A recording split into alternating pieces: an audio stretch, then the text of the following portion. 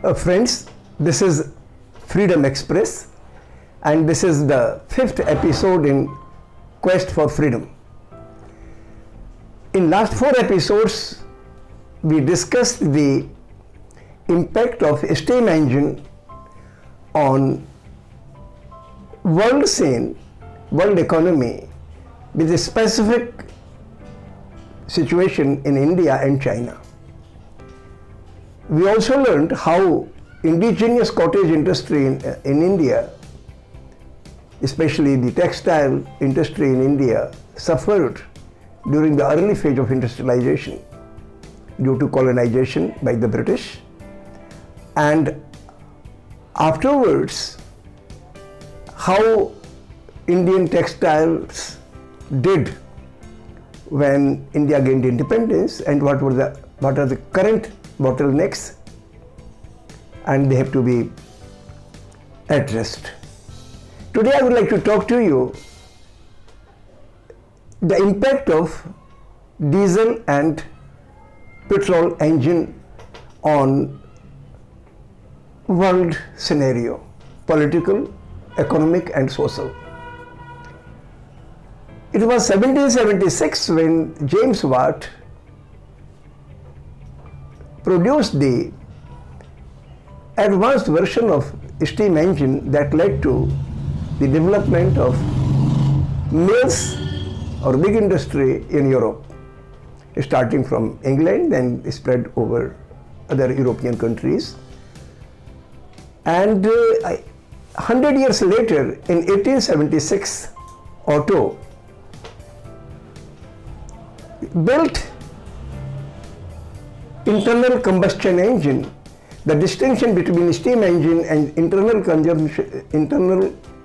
combustion engine is that in a steam engine, the cylinder that moves the piston brings in steam, high pressure steam prepared elsewhere. So the working fluid comes from outside at a high pressure, then it pushes the piston, and piston pushes the crankshaft and the wheel, and this is how the motion takes place. In internal combustion engine, which essentially uses petrol or diesel as the fuel, this is ignited in Otto cycle or petrol engine or gasoline engine. You have to provide a spark plug, but the petrol and oxygen mixture enters the cylinder, and there the combustion takes place. So when the high pressure, when the piston compresses this mixture, it requires high pressure, high temperature, and at that high temperature ignition takes place by using a spark plug. Whereas in a diesel engine, the compression is even more, and temperature required is high enough to cause self-ignition. So this is the basic difference in the two. And this led to a revolution in transport. Automobiles, car, truck, tractor, and aeroplane came into existence. So transport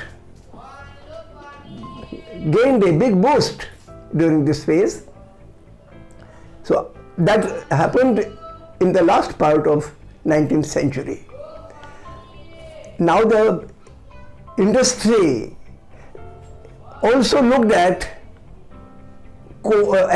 replacing coal with oil for a very simple reason.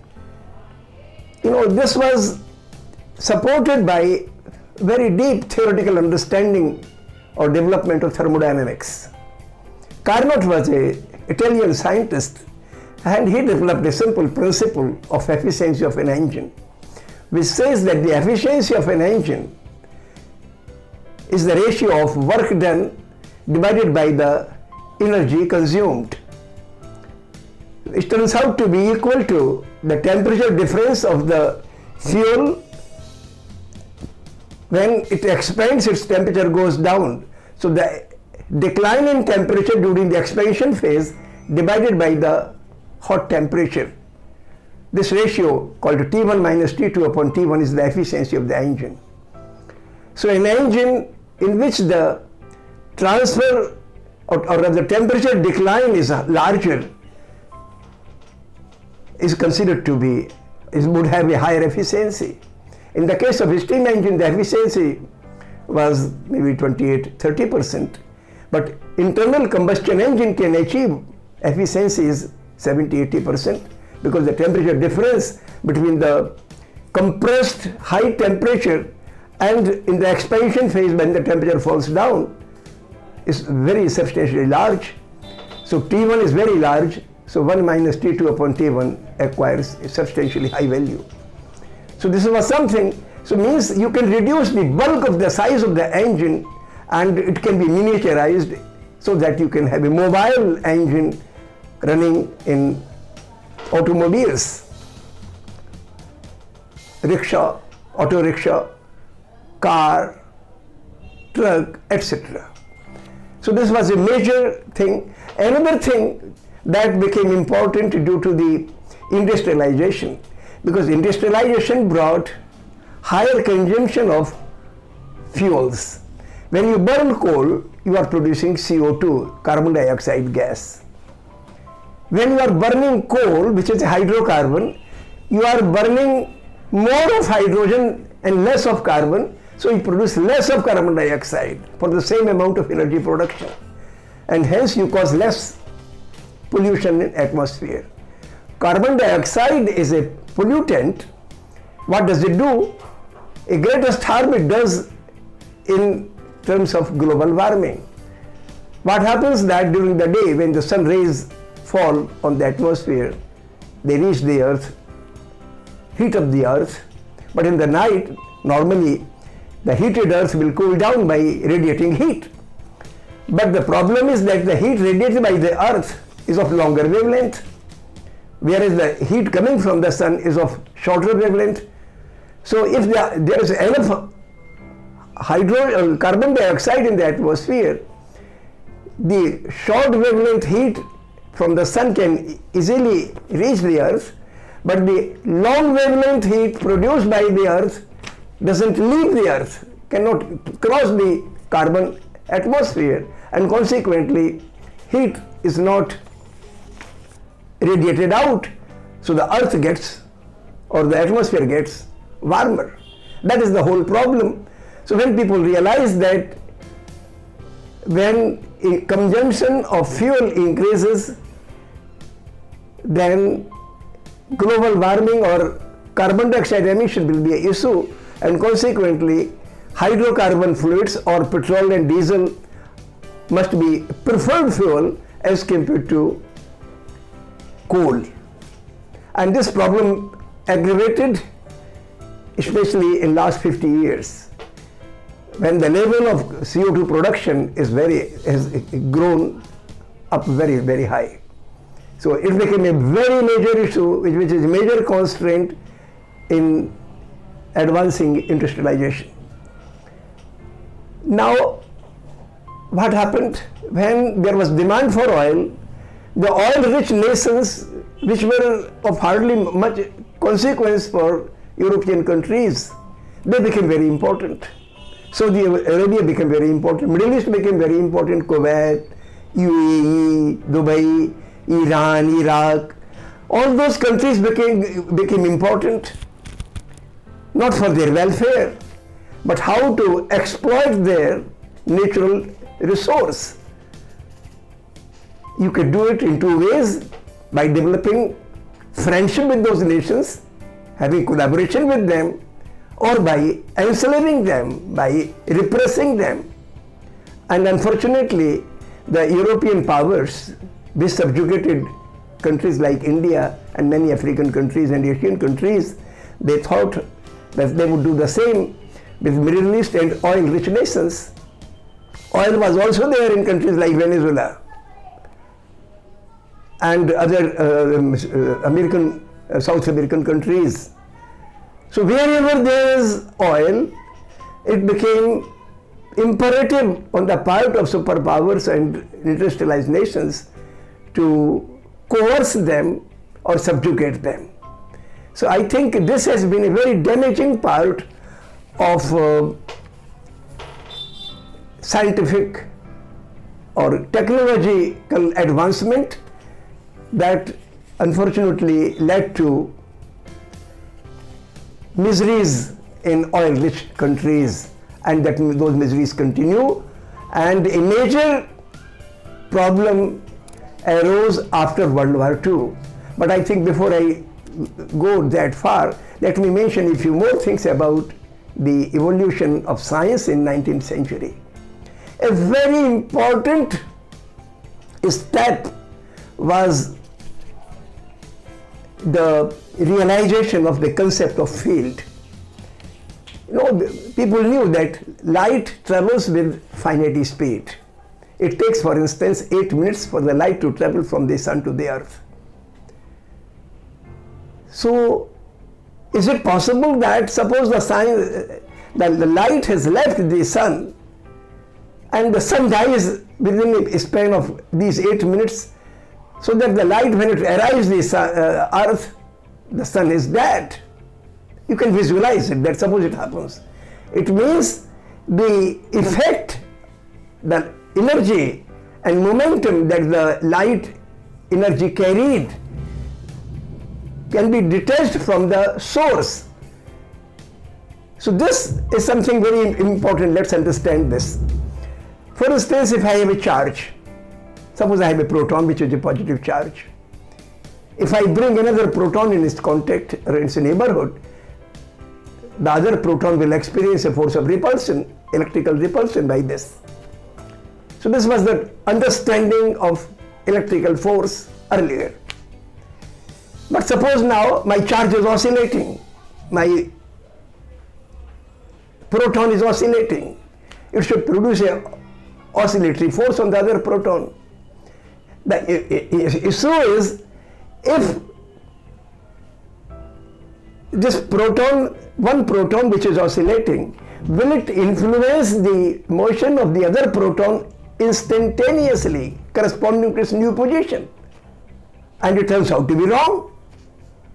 So Coulomb had said that if there is a static charge, it will exert a force on another static charge, and that will depend inversely as the square of distance. But when it comes out to be electric fields, or the force is produced by oscillatory charges, then the force has a time delay. The charge is oscillating now, and the effect felt by the other charge is not spontaneous, it has time delay. So then people have to introduce a new concept, that what happens that my first proton has produced a field around it, and when other charge is present there, it experiences a force due to the field. So the concept of electric field arose. And a fundamental thing is that this concept of electric field means action at a distance is not spontaneous, it travels, the field travels with some speed, and it has been found that the gravitational field, the electric field, magnetic fields in vacuum, they travel with the speed of light. So this concept of field was very important, and I think a science student and an arts student must also develop a good understanding of his brain faculty, of brain, our mind, that whatever thoughts you produce, try to detach yourself, just like sun detaches itself when it radiates light sent to the earth or other planets or elsewhere. The light is totally detached from the source. Similarly, if we develop this understanding of detaching ourselves from the ideas or thoughts or knowledge that you produce through your research, then you will be a liberated person. You will be objective. Your self and selfishness will not intervene. So this I consider to be a major concept in the realm of science and physics, as well as in the realm of philosophy. The concept of field, or detachment of effect from the source that causes it. So this is one thing that developed. And what did it do? Because the Coulomb's law failed, people developed new laws of electrodynamics, electricity and magnetism. Faraday made great contributions in it, and eventually towards the end of 19th century, when diesel engine was being built, around the same time, two major discoveries took place. One was by Max Planck, when he tried to understand the radiation coming from the sun. From the radiation coming from the sun has many colors, many wavelengths of light, but why this particular wavelength has a maximum intensity? Why not red light or green light? It's infrared light that has the highest intensity. He wanted to understand this.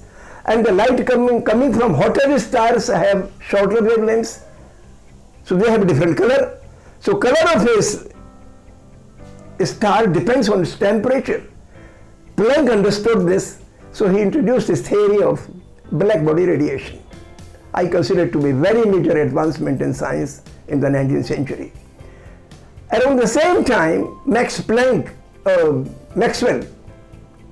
a German physicist, formulated the laws of electrodynamics, consolidated in some form, in mathematical form, and he came up with the concept of electromagnetic waves. Later on, people realized that the light coming from the sun is also an electromagnetic wave. Heat radiation coming from hot bodies is also an electromagnetic wave. And this electromagnetic wave can be used for communication, transmitting information from one place to another place. Marconi was one of the first persons. Hertz was another one who carried experiments on this.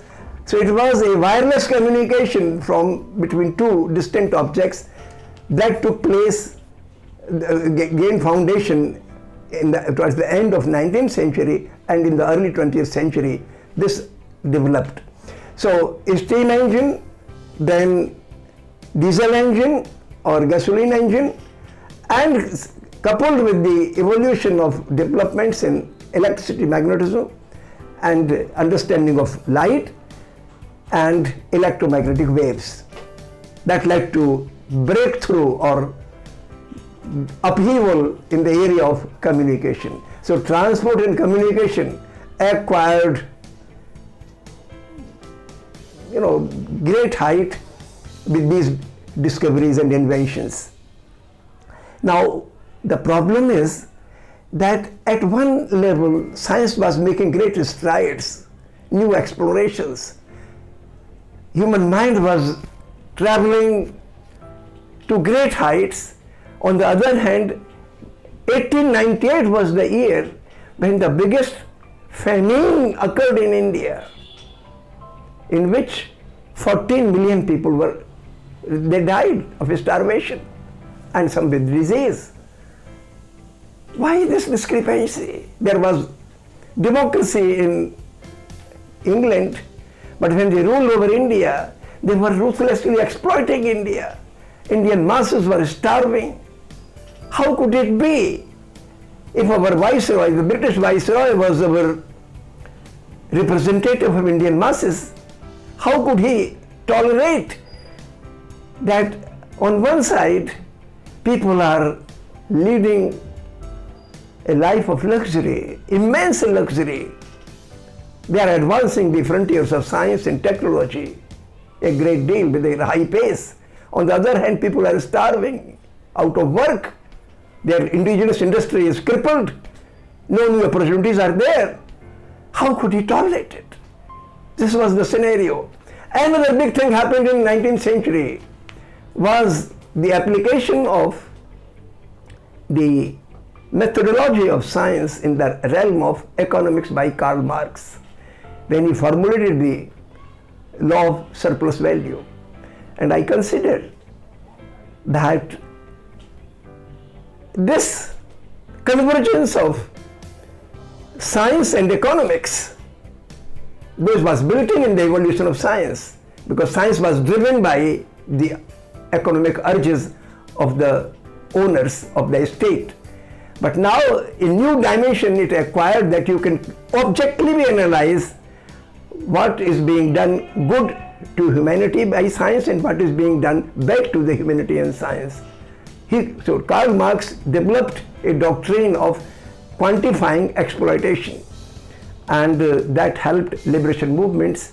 I think in subsequent episodes we shall learn more about these phenomena. Thank you very much.